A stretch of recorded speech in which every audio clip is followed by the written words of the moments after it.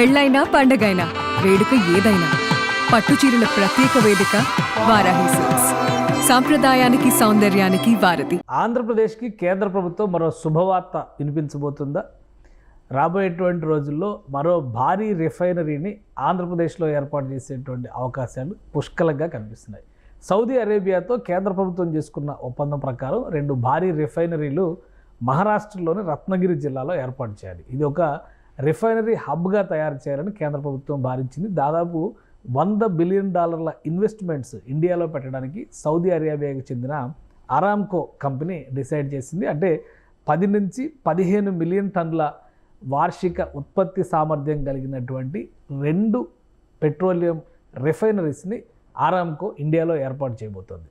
ఇందులో ఒకటి ఓఎన్జీసీతో ఒప్పందం చేసుకొని మరొకటి బీపీసీఎల్తో ఒప్పందం చేసుకోవడం ద్వారా ఇండియాలో ఎస్టాబ్లిష్ చేయాల్సినటువంటి అవసరం ఉంది. అయితే మహారాష్ట్రలోని రత్నగిరి జిల్లాలో ఇప్పటికే ప్రభుత్వం అక్కడ ఏర్పాటు చేయాలనే నిర్ణయం తీసుకున్నప్పటికీ స్థల సేకరణ విషయంలో అనేక ఇబ్బందులు ఎదురవుతున్నాయి. స్థానికంగా భూముల సమీకరణకు కానీ సేకరణకి కానీ స్థానిక ప్రజానీకం సహకరించని పరిస్థితుల్లో కేంద్ర ప్రభుత్వం ఈ ప్రాజెక్టు పైన పునరాలోచనలో పడింది. ఈ నేపథ్యంలో ఈ 2 ప్రాజెక్టుల్ని 2 రాష్ట్రాలకి బదలాయించాలనేటువంటి నిర్ణయం సూచాయిగా తీసుకున్నట్టుగా తెలుస్తుంది. ఒకవేళ ఇది ఫైనల్ డెసిషన్ కనుక అయితే గుజరాత్లో ఒక రిఫైనరీ, అలానే ఆంధ్రప్రదేశ్లో 2వ రిఫైనరీ ఏర్పాటు అయ్యేటువంటి అవకాశాలు కనిపిస్తున్నాయి.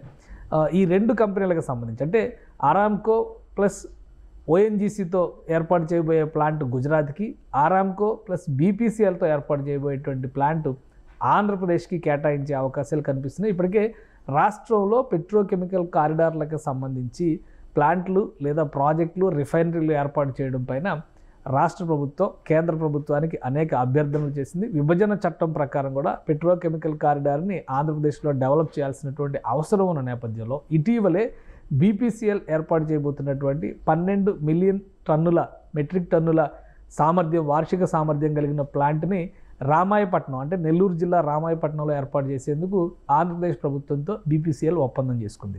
దీనికి అదనంగా మరొక రిఫైనరీ ఇప్పుడు ఆంధ్రప్రదేశ్కి కేటాయించే అవకాశాలు కనిపిస్తున్నాయి. కేంద్ర ప్రభుత్వం ఫైనల్ డెసిషన్ తీసుకున్న తర్వాత సౌదీ అరేబియాకి చెందినటువంటి అరామ్కో సంయుక్తంగా అరామ్కోతో కలిసి బీపీసీఎల్ ఏర్పాటు చేయబోయేటువంటి ప్లాంట్ని ఆంధ్రప్రదేశ్లో ఎక్కడ ఏర్పాటు చేయబోతారో అనేటువంటి అంశం పైన డెసిషన్ తీసుకునే ఛాన్సెస్ ఉన్నాయి. ప్రధానంగా విశాఖ నుంచి కోస్తా తీరంలో ఉన్నటువంటి అనేక పోర్టుల సౌకర్యాలను వినియోగించుకోవడం ద్వారా తీరంలోనే ఈ ప్లాంట్లు ఏర్పాటు చేసేటువంటి అవకాశాలు కనిపిస్తున్నాయి.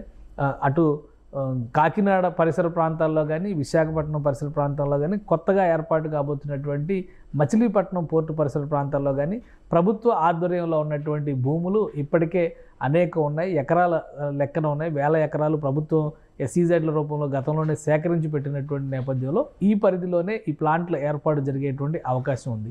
సో అతి త్వరలోనే కేంద్ర ప్రభుత్వం ఈ తీపి కబురుని తెలుగు ప్రజలకి ముఖ్యంగా ఆంధ్రప్రదేశ్ ప్రజలకు వినిపించబోతోంది. అరామ్కో ప్లస్ బీపీసీఎల్ కాంబినేషన్లో ఒక కొత్త రిఫైనరీ ఏపీలో ఏర్పాటయ్యే అవకాశాలు కనిపిస్తున్నాయి. దీనికి సంబంధించి కేంద్ర ప్రభుత్వ శాఖల నుంచి వస్తున్నటువంటి సమాచారం ప్రకారం చూస్తే రత్నగిరి జిల్లాలో ఎదురవుతున్నటువంటి ప్రతికూలతలను దృష్టిలో పెట్టుకొని ఈ 2 రాష్ట్రాలకి 2 ప్లాంట్లు కేటాయించే అవకాశాలు కనిపిస్తున్నాయి. సుమన్ టీవీలో మీ పర్సనల్ అండ్ బిజినెస్ ప్రమోషన్స్ కోసం కింది నెంబర్కి కాంటాక్ట్ చేయండి.